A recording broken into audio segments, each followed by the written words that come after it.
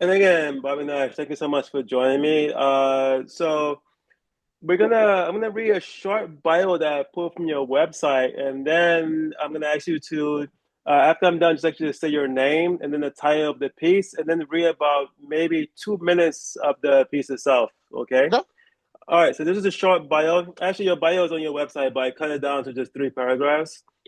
Great. Uh, Bobby Nash is an award-winning author, artist, and occasional actor. He writes novels, comic books, and graphic novels, novellas, short stories, audio scripts, screenplays, and more. Bobby is a member of the International Association of Media Titan Writers, International Thriller Writers, Southeastern Writers Association, and Atlanta Writers Club, which I also belong to, which is actually how we connected. Hmm. From time to time, he appears in movies and TV shows, usually standing behind your favorite actor. Sometimes they let him speak. Scary, we know.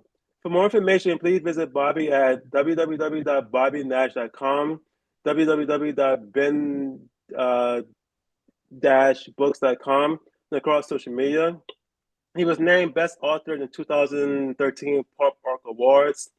Rick Ruby, a character co-created by Bobby and Sean Taylor, also snagged Best New Pop Character of 2013.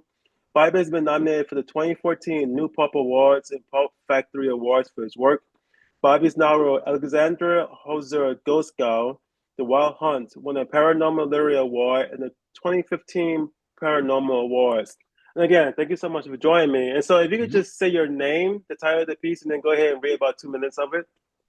Sure. The one we're here to talk about tonight is called Lance Starr and the Ghost Squadron. I'll start with chapter one, and we'll read they're very short chapters. So we'll start here. Lance Starr and the Ghost Squadron, chapter one. Utah, 1940. Sorry, let me start over. Utah, October 1940. The first attack caught everyone off guard. One moment all was calm and quiet, a normal evening. The next, chaos reigned. Jacob Cutter stood on the deck of the cabin he called home, sipping on a cup of hot coffee, no cream, two sugars. A nightly ritual as he watched the sun start its slow descent behind the mountain range that offered him a panoramic view each day and night. He loved it here. It was peaceful. Most nights. This night would be different. The first hint of trouble came in the form of a howling wail, as if the very heavens themselves had begun to scream. Mr. Cutter had lived there all his life. He thought he had seen it all, heard it all, that he was prepared for anything. He was wrong. Then came the purpling night. Sorry, they came out of the purpling night, looking from a distance like large fireflies streaking across the darkening sky. A shimmering white glow surrounded them, adding to their unearthly appearance. Cutter had never seen anything like them, as though they were something from a dream. When they zoomed by overhead, buzzing his cabin, he realized that this was more than just some sort of trick of the light. They were airplanes. As the pilot, as a pilot and former Naval Air Corps officer, he recognized the design of the planes as they passed by overhead. They were an older model, similar in design to those he had flown while a naval aviator during the war. He didn't know where they were going or why they glowed like, well, the only word that seemed to fit was ghosts, but he planned to find out. His coffee forgotten, Jacob Cutter ran through the cabin, grabbing his keys and shotgun as he headed out to the well traveled pickup truck parked out back. He hopped in and followed the planes. The glow was a mystery, but it helped him keep an eye on them as he careened down the dirt road in pursuit, kicking up clouds of dust in his wake. Who are you? He wondered. Like most pilots, he had heard stories about ghost squadrons who had been lost during combat, continuing to fly missions as specters. He didn't believe such nonsense, but he was hard pressed to come up with a better answer.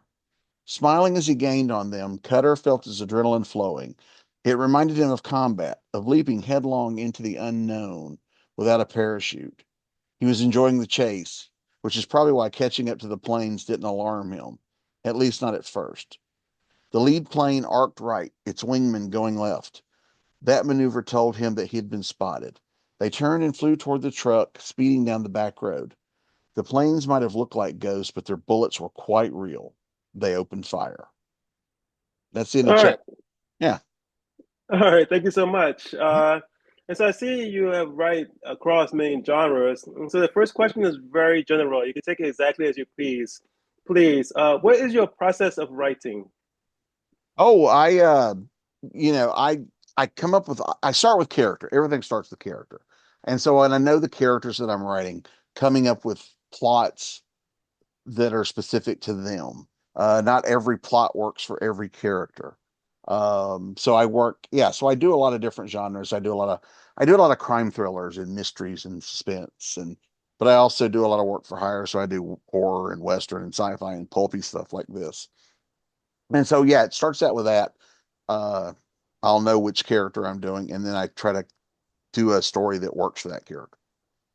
And do you like start with a pencil and paper? Do you go straight to a tablet, a computer, your phone? Straight to typing. Yeah, this is my day job, and so I have deadlines that are one right on top of the other. So I don't have time to start on paper and then transcribe it, which is a very slow process for me. I did that when I started. I used to do that when I started a lot. Now it's straight to most of the time I'm working on a laptop, but I also sometimes write on the tablet. I have written on the phone. The phone is less often because it's so tiny and I got big thumbs. But I do like writing on the tablet. I can lay in bed and but most of the time I'm here on the laptop. And I see you do graphic novels. Do you actually do the graphics of the novel, or is it?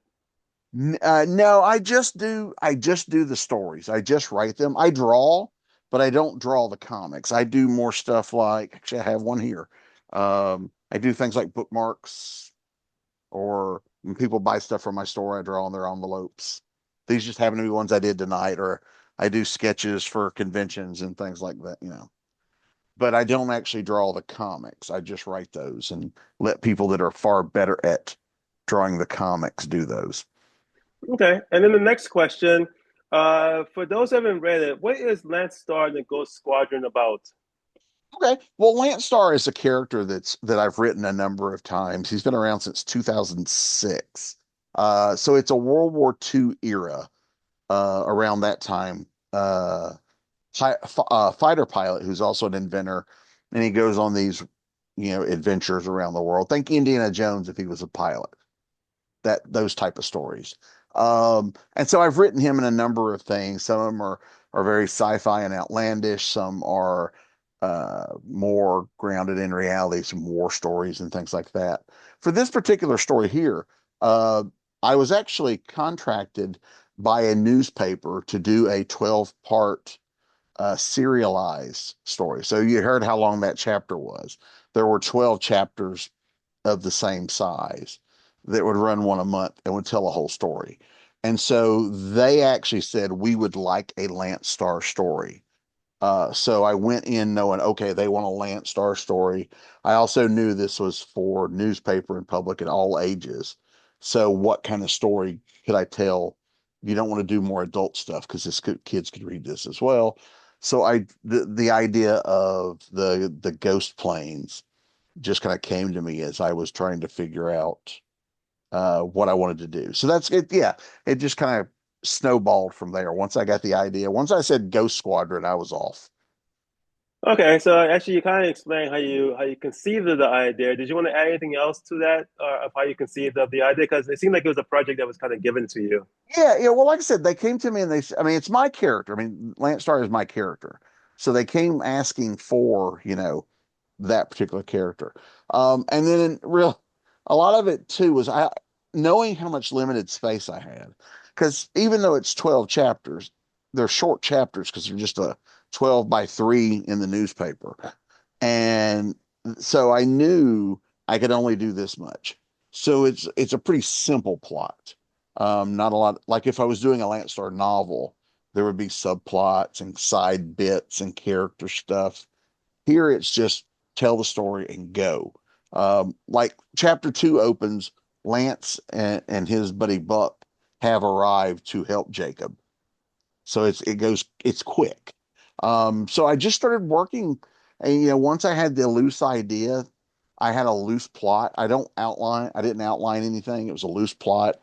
I started writing, and then when I got to the bottom of the space, ooh, it's time for a cliffhanger.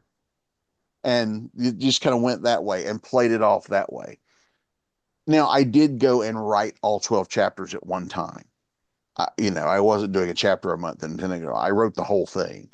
That way, if I needed to go in and tweak things or whatever, I could do that once I was done. But really, it was just tell a story that fits this space. And this is not one of the questions I sent you, but I am kind of curious. So you do novels, comic books, graphic novels, novellas, short stories, audio scripts, screenplays, and more. Uh, what would you estimate being your favorite one to write? Ooh, that's a tough one because they're all different in some way. I mean, comics were my first love, so there is something to that where I still get a thrill out of writing comics. I get a thrill out of seeing the art come in for the first time from the artist. So there's a great love that way, and all of my writing kind of stemmed from doing comics. So yeah, so I always enjoy those, but each each type of thing I do is fun for a different reason.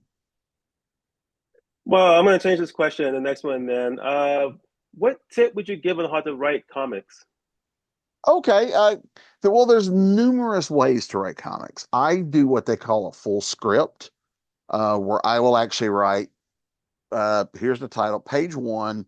There's going to be 5 panels. Panel one, here's the description. Here's the dialogue, what they're going to say, and I'll write all that out. And I describe to the artist, here's what's happening. But then when the artist gets involved, because a lot of time when I'm writing these, I have no idea who's going to be drawing them. Then the artist and I will talk, and I will let the artist know that I'm not married to that. I'm writing it how I see it, but the artist is bringing something to it. And so the artist is interpreting what I wrote. And so we can get some things, and I'm open to changes at that point. If the artist comes in and goes, you wrote 5 panels, but 6 would work so much better. We can adjust that and fix it.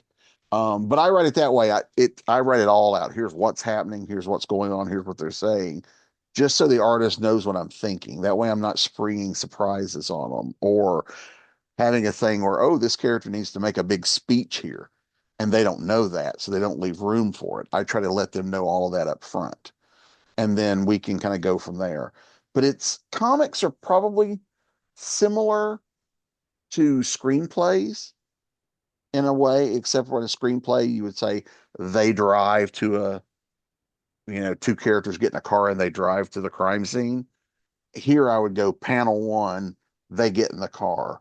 Panel two, they're in the car. Here's some dialogue. It's kind of the same kind of format. Description, action, or action, but dialogue, action, dialogue. And you can write it that way. There are people that work different ways. I know some writers that just write a plot and like a couple of paragraphs or a page and say, here's what happens in this issue. And the artist will go off and determine the layout themselves. They'll lay the whole issue out. Then it'll go back to the writer who will at that point write dialogue, which works for a lot of people.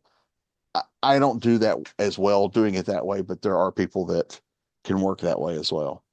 And then So there like are the t people, yeah, then there are people that do both. They write and draw it. And so they work whatever works for them. so like the tip for serialized story might be similar then, but is there a tip that you would give on how to write a serialized story? Because I'm guessing that the one you just described, the Lance Star, there's like a certain number of words that you must Mhm. do since it's a newspaper.